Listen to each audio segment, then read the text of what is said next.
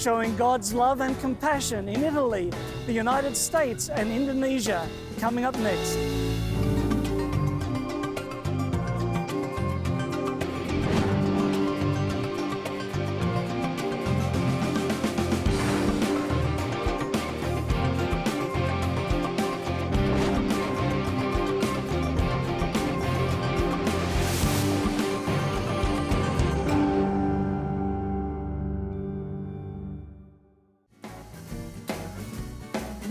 Hello and welcome to today's program, coming to you from downtown San Antonio, Texas, in the United States.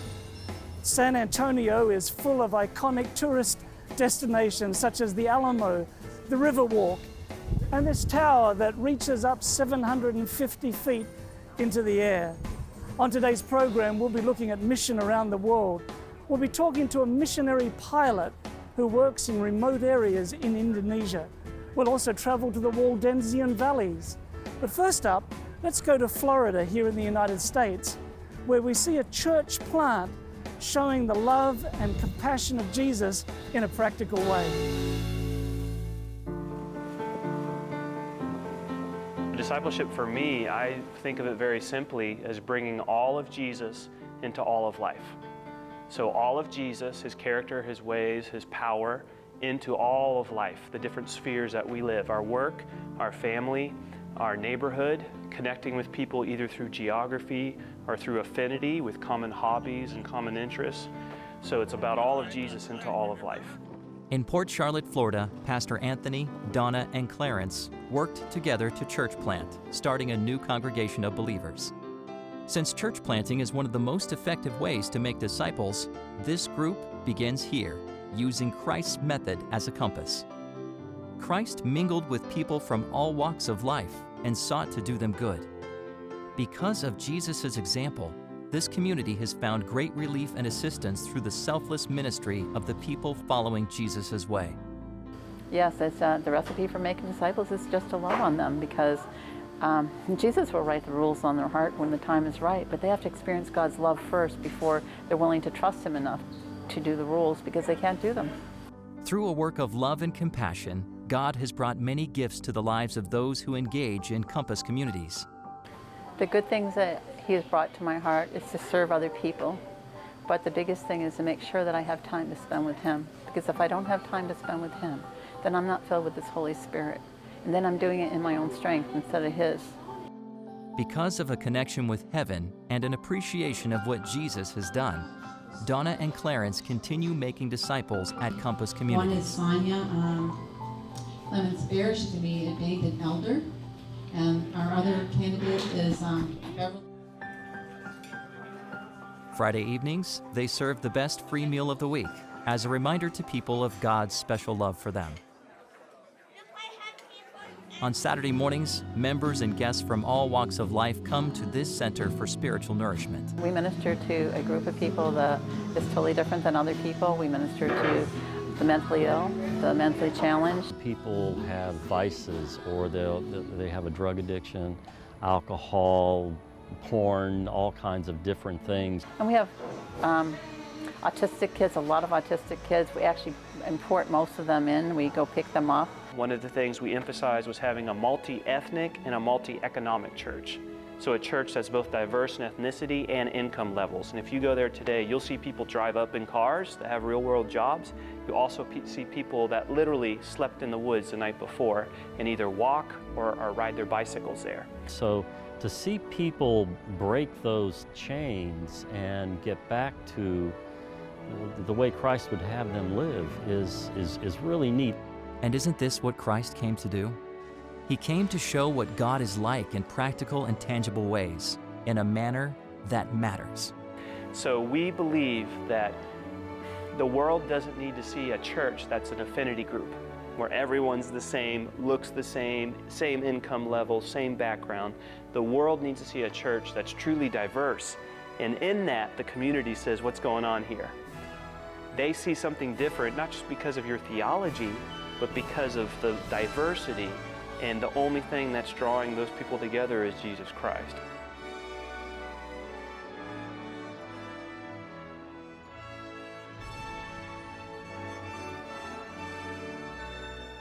Compass Communities now has more than 50 members who attend on a weekly basis and are happy to be a part of Christ's mission of discipling. They are asking for your prayers for their ministry and for a new building to serve the people of Port Charlotte in even more ways.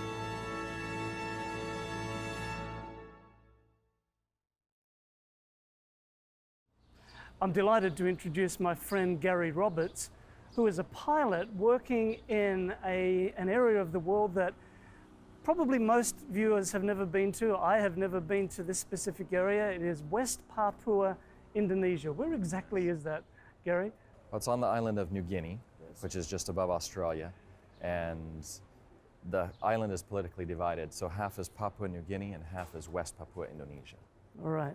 Now, you are a pilot, and aviation is in your blood. Where did your love of flying come from? Well, I guess I was born with it, because my father was a pilot, my mother was a nurse. So I say that I'm a nurse by training, because that's what I did in university, a pilot by choice and a mechanic by default. I like that. And then you combine it all into being a missionary as well. Yes. Yeah. Now, Gary, where did you first start working?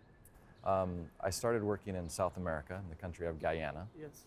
I was there right after college and spent almost 7 years there doing medical aviation, nursing, flying, mechanicking, spreading the gospel into remote areas.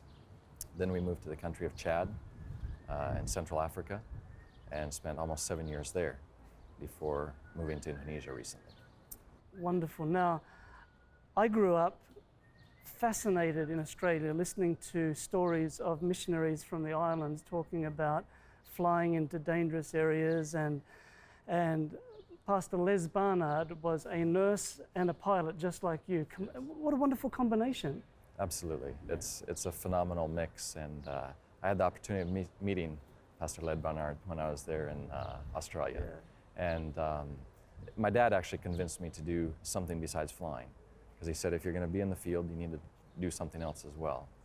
And so that's where I got the idea of, I loved helping people, and so doing the medical with the aviation is a perfect mix, because you can help them physically and help them with the transportation needs and help them spiritually as well. Yeah. And that's what I really enjoy.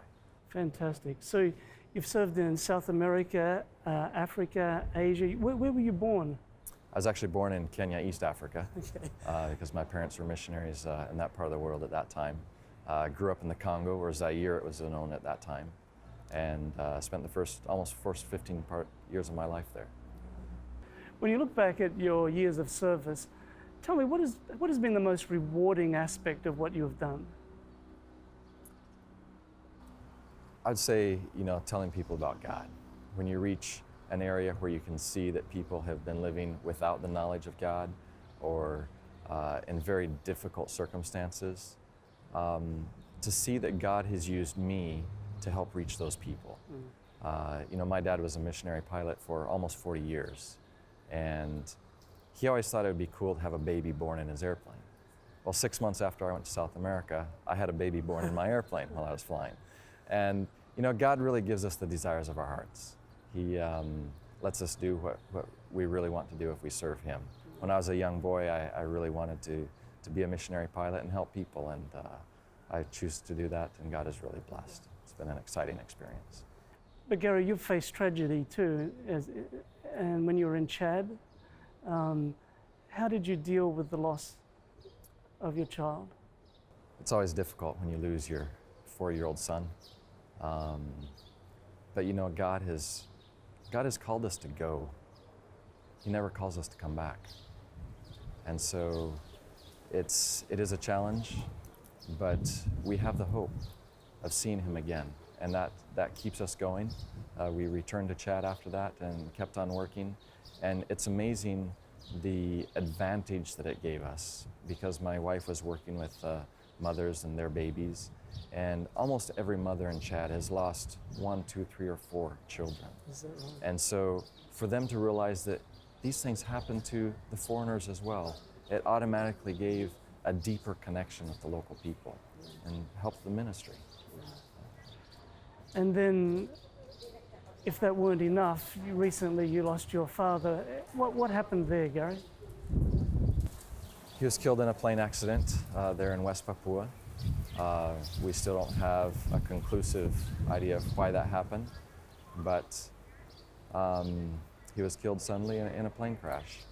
And again, to me, it's a signs of the times, because we're told that at the end of time, some people will be called to rest before Jesus comes.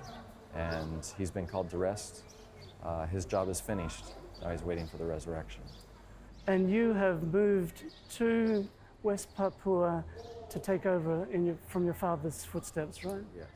We just moved there in November of last year, and we have the program up and operational again.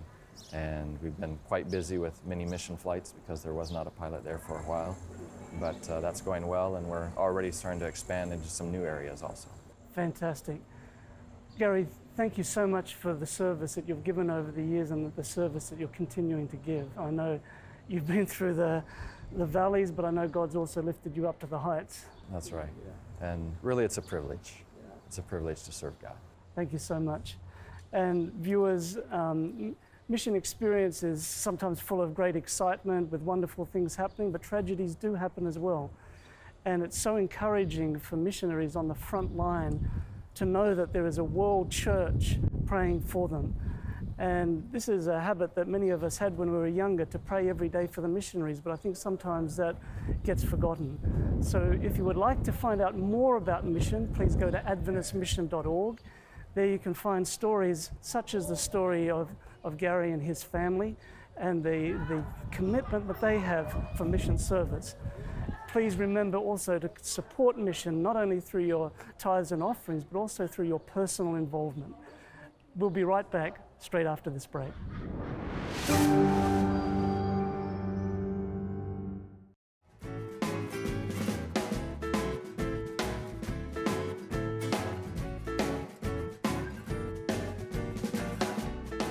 Welcome back. Next up, we travel to Indonesia, where Rick Kajira is talking with Darren Boyd. Thank you. We're here in the highlands of Indonesia, right close to the Papua New Guinea border, and we flew in a short time ago, and with me is Pastor Darren Boyd, who's the Adventist Mission Coordinator in this part of the world. And Darren, it's really good to have you with us, or I guess I'm with you today, because we flew in here this morning. Right here, we're sitting beside something that wasn't here too many years ago. Can you tell us what this is? This is a church that was the dream of Bob Roberts, our mission pilot that was here before. And yeah, so he kept flying here with material for commercial flights, and kept seeing this. Some Adventist members from P&G came across and said, why don't we have a church there? And so he began the process of building this here. Not he himself, but he hired some people to do it. But it was his vision and dream. Yes. And one of the things about anything that's up here is you can't just walk down the street and buy whatever you need. Absolutely. So how does everything get here? What does it take to build a church up here? Yeah, nothing is easy. Everything has to be created from something. So all the wood that we have here is cut with a chainsaw, a 36-inch bar chainsaw, 3 meters. And then it's walked here. Probably a lot of this wood is cut from 2 days walk away. So then they have to carry it all by hand up the mountain. Yeah, it's quite expensive because you have to pay the carriers for that. And then for the fuel, all the fuel has to be flown in just to cut the trees. Cut the trees, and then any roofing material, the roofing, the screws, the windows, everything is flown in by plane. So many, many trips coming in. Wow, and if they could see the runway, it's not like this, it's no, like this. You're landing uphill. So we're landing on the side of a mountain, basically. Yeah. Now, we have a global mission pioneer who's working here. Yes. He's been here how long? Just 3 weeks. Just 3 weeks, so he's getting used to it. But we have wonderful hopes for the future of the work in this village. Actually, before him, our builder was here, and he has quite a bit of skills in that area. And so for the last year or so, the builder has been the primary leader here. And the builder's here right now as well. He's just finishing up the roof project here. So. Right, and we saw a little damage from a windstorm, and so that needs to be repaired as well. So what are some of the challenges of doing mission work in this region? Transportation, communication, that's our two biggest things. Most on the Indonesian side of the border of the island of New Guinea, there are 256 languages. So when the Tower of Babel happened, I think a lot of the people came here. So you have probably preached where it's been translated 2 or 3 times. yes, sometimes literally from English to Indonesian to whatever the local language is. And you lose some of that in the concept. So our global pioneer is learning the language here. He was proud to demonstrate that he had learned about 25 or 30 words in the last 3 weeks. So. Now you were telling me a story about another pioneer in another village. You had some communication difficulties. Yes. Yeah, so recently I was on the south coast, about an hour south from here, and our global pioneer had been in one village for almost a year. He's 10 months. And we had no way to send communication to him. And so I said, how in the world? I really want to get acquainted with him again and see how things are going after 10 months. And so we dreamed and prayed, and how can we do this? And I was dropping another global pioneer, and I said to him, Melky, we need to pray. We have got to pray that God will work out something for us. So we prayed. We found a place to stay for the night in the village where the global pioneer was being dropped. And then I said, let's go find a restaurant where we can go eat. As we were coming to town, the restaurant, we were getting closer. All of a sudden I saw this man, a bearded man, start running beside me along with their motorcycle. And he said, Pastor, stop, stop, stop. Who is this guy? Yeah, who is he? And I looked at him for a while and said, who is he? Oh yeah, that's our global pioneer. He had grown a big beard in 10 months. The amazing thing is, when we had prayed, God had given him a dream in the night that he needed to come to our village. So he came. And he had just arrived. Actually, he had denied the call. He kept hearing that call. He had denied the call all morning long, but he finally said to his wife, I'm going. When he woke up, the reason he didn't come was there was big waves on the river. But finally, the impression became so strong that he came anyway. And so he came to us, to our village, was sitting on the side of the road praying when we passed in front. And amazingly, we were right there at the time that he had just prayed. God answered. He did the communication for us. So there are communication difficulties, but there are ways around it when God's in control. That's wonderful. You know, we're here not far from Papua New Guinea, and not long ago I was in Japan, and there was somebody from Papua New Guinea working there, an Adventist working there. Missionaries go from everywhere to everywhere today, but you've come a long way from America here. What motivates you to leave home and come out here? I was pastoring for 17 years in Georgia and Tennessee.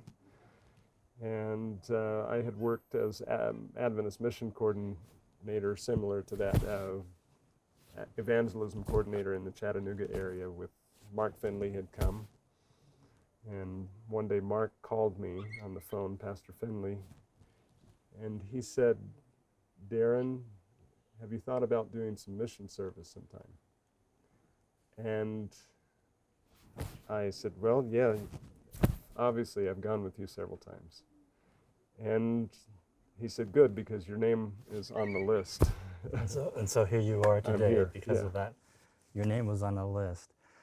Well, thank you, Darren. It's been wonderful talking with you. It's wonderful coming to visit some of these areas. It's a beautiful area, and it's wonderful to see the challenges. You guys said there are at least 100 villages that could still have churches planted, and a whole lot more. Oh yeah, 60,000. 60,000, more than 100. So thank you very much, and back to you. Next up, we travel to Italy and specifically to the Waldensian Valley, where a global mission pioneer is starting a new group of believers.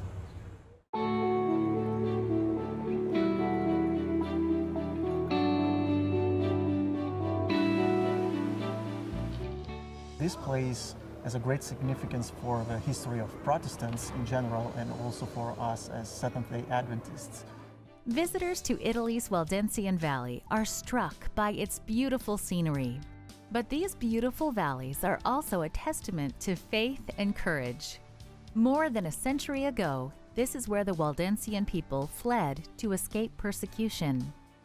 They set up a missionary training school, and when persecution followed them, they hid in caves to worship.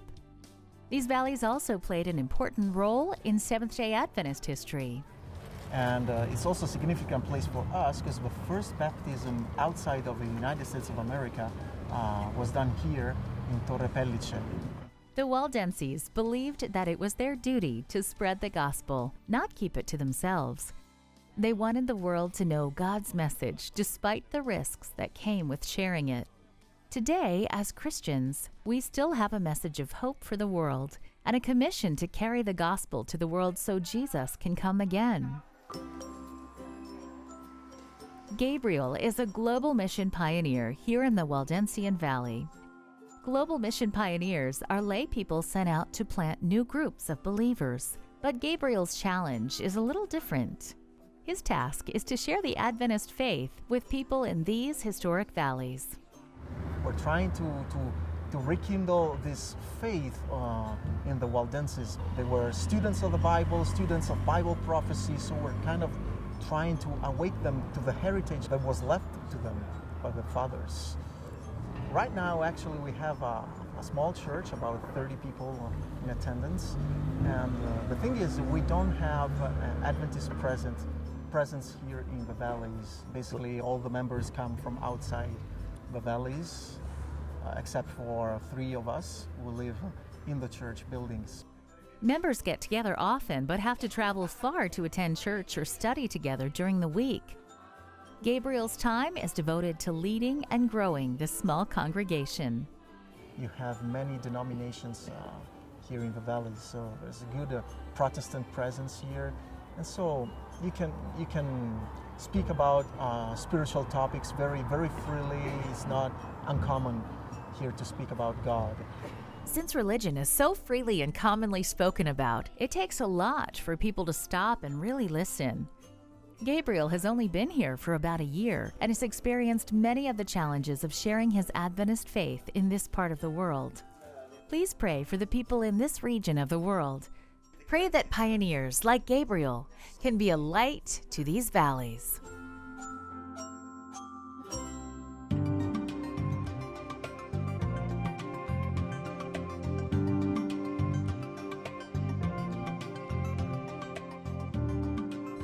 Well, I hope that you've enjoyed today's 360-degree view of mission around the world. In Italy, in the United States, and many parts of the world, Seventh-day Adventists are sharing the light of God's love. And I want to thank you for your continuing support for mission around the world, through your finances, through your prayers, and through your personal involvement. It is making a difference. Before we go, I'd like to send you a small free gift. You can see it on your screen now. It's just a small token, a small thank you for your continuing support of mission. For Adventist Mission, I'm Gary Krause, and I hope that you can join me next time right here on Mission 360.